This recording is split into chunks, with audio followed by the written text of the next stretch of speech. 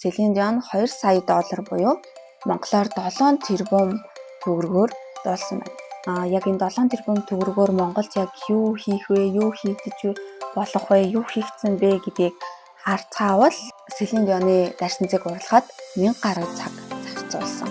Одоо юу гэдэг Франц хэл соёлын зөргөөр нөлөөлөхөөр өгүүлэг хэллэгтэй мэллэгтэйгээд ер нь бол дуулах уу гэж үзчихсэн нэлээ.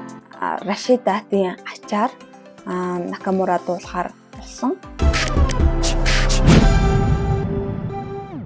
Сайн байцгаана уу, 5 дахь дугаар эхэлж байна. За энэ удаагийн дугаараар Олимпийн наадмын үеэр оролцсон олон танил хүмүүсийн талаар товчхон ярина.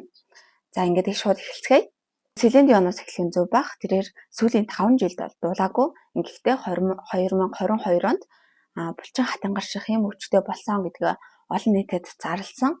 За ингээд энэс хойш ер нь маш удаан эмчилгээ хийлгэж байгаад ер нь Парисын Олимпийн үеэр дуулна гэдгээ олон нийтэд зарласан. За ингээд амлсандаа ч хүрээд ер нь олон нийтэд Олимпийн үеэр дуулсан ингэж фэнүүдтэйгээ уулзсан бас маш том сюрпрайзыг барьж чадсан. 1996-нд Атлантагийн Олимпийн үеэр The Power of the Dream-ийг дуулж байсан бол дөнгөж сая Парис зохион байгуулагдсан энэ Олимпиор Алтарт Эдип Пиафын дуу буюу одоо монголоор хайрын дуулаад гэхийн дууга дуулсан. Тэгээд миний хувьд одоо Эдип Пиаф амар туртай яагаад гэхээр киног нь үзэж яг үнэндээ туртай болсон. Тэгээд тэрнээс хойш яг дуугийн сонсохоор дотроо айгүй маш их эрч хүч хайр бүх юмыг агуулсан байдаг. Ер нь л дийлэх дуу сонсохоор л нэг өөр гоё болчдаг. Тэгээ яг Селин Дионыг дуулж явах үед бас бахархмаар, хайрламаар айгүй гоё санагдчихсэн. Тэгээ та бүхэндээс ямар санагдчихсныг бичээрэй. За ингээд ханшийн хувьд Селин Дион 2 сая доллар буюу монголоор 7 тэрбум төгрөгөөр дуулсан байна. За харин түүний өмсөн дайшинзыг ярьцгаая л да. Миний хувьд яг үнэндээ өмсөн дайшинз нь өмнө нэг хурим хийжсэн цагаан дайшинзтай жоохон бүхүүч юм шиг санагдсан л да. Гэхдээ энэ бол миний хувьд л да. Гэхдээ ерөнхийдөө ингээд харахаар амар гоё тансаг, ер нь их гоё цэвэрхэн, айтайхан гоё л санагдчихсан. Тэгээд угаасаа аргагүй. Селин Дионы дайсанцыг уралхад 1000 гаруй цаг зарцуулсан. Платины брэнд нь Dior. Тэгээд загвар зохион бүтээгч нь мэдээж Италийн алдартай загвар зохион бүтээгч Мария Грация Чиури. За платины загвар зохион бүтээгч Мария Грация Чиуригийн талаар ярьцгаая. Би нэрийг жоохон буруу хэлж магадгүй шүү. Одоо Dior-ын захирлаар ажиллаж байгаа. 1964 онд төрсөн. Тэгээд энэ хүн болохоор өмнө Fendi, Valentino зэрэг олон брэндүүдэд ажиллаж байсан туршлагатайгаас гадна яг энэ хүний зохион бүтээсэн энэ хувцас загварыг маш олон кинонд гаргаж байсан. За жишээлбэл Sex and the City гэх мэтчлэн алдартай кинонуудад яг энэ хүний зохион бүтээсэн загваруудыг онцлон бүр ингээд сонгож гаргадаг байсан юм байна. Тэгээд нэг Орос сайт дээр онцлсон байсан. 1000 хүний нүдэн дээр одоо яг од шиг гялалзаж байх ёстой гэж үзээд бид нар маш их цаг зарцуулж энэ палажийг урилсан гэж Оросын нэг фокус байсан сайт дээр онцлсан байсан. За харин тэрний өмссөн байсан энэ хувцас айгүй сошиалаар яваадсэн шүү дээ. Хувцас болохоор $7000 буюу одоо монгол мөнгөөр 23 сая орчим төгрөгийн ийм хослол байгаа. За тэгээд надад бас нэг таалагдсан үзүүлбэр нэг бол мэдээж Lady Gaga-гийн үзүүлбэр. Тэгээд Lady Gaga-гийн яг айгу ухасаа ер нь амар хичээдэг зантай тэгээд кино минонд амар гоё сэтгэлээсээ тоглолдог юм шиг надад санагддаг. Тэгээд яг энэ үзүүлбэр дээр ч гэсэн маш их хичээсэн харагдаж байсан.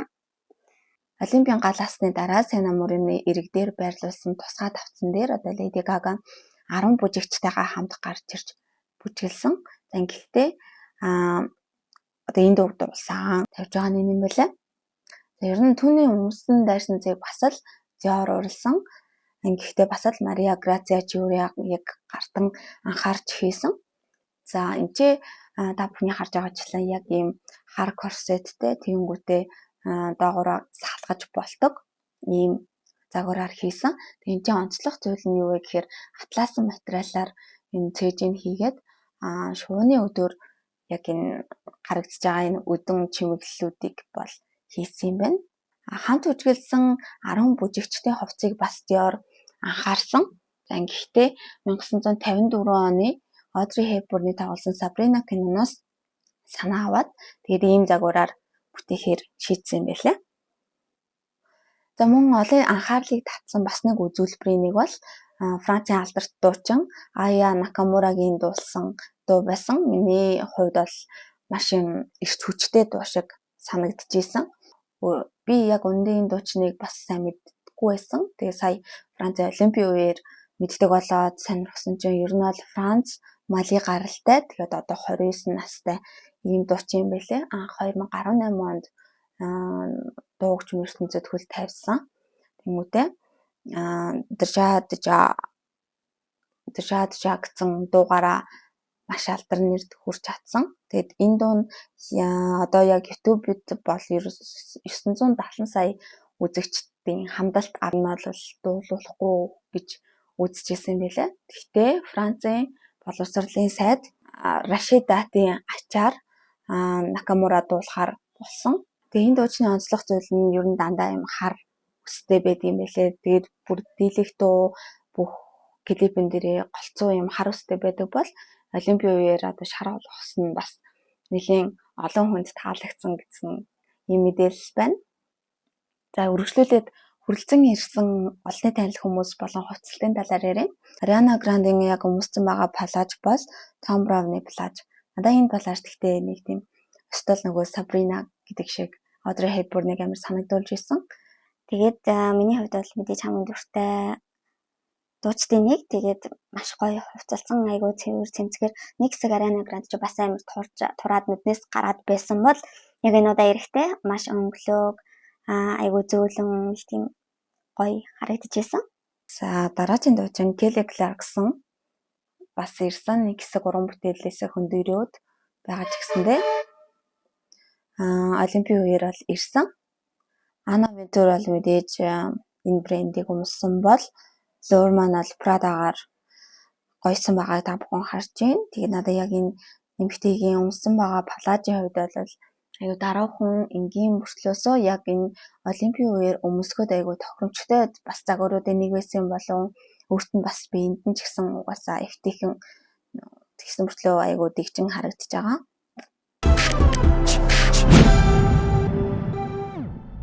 За ингээд дуучин Celine Dion бол нэг дуугаа 7 тэрбумаар дуулсан бол яг энэ 7 тэрбум төгрөгөөр Монголд яг юу хийх вэ, юу хийгдэж болох вэ, юу хийгдсэн бэ гэдгийг харцгаавал 2013 онд жишээлбэл Монгол судлалыг дэмжих сан байгуулахыг засгийн газар чиглэл болгож байсан байна. Ерөнхийдөө.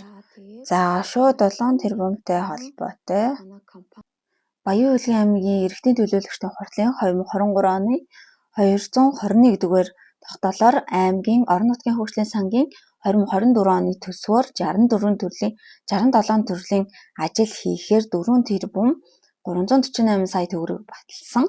Харин сумдын орон нутгийн хөгжлийн санд 7 тэрбум 57 сая төгрөг хуваарлж ирсэн байна. Тэгэхээр яг энд ч ямар сум хэдэн төгрөг зарцуулахаар тооцоолсныг та бүхэн одоо харж байна. За ингээд 7 тэрбумтай холбоотой Баттуулын хэрэг гарч ирж байна. За 7 тэрбумтай холбоотой нэг иймэрхүү мэдээлэлүүд байна. За энэ удаагийн дугаарыг өндөрлж байна. Хамт байсанд баярлалаа.